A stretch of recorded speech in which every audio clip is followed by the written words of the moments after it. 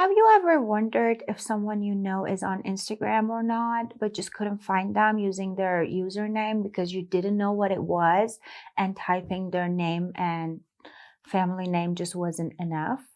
In this video, I'm going to show you how you can sync and find your contacts on Instagram. In order to do so, you want to tap on these three lines at the top right corner,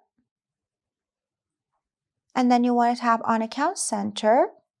From this list, you want to tap on your information and permissions.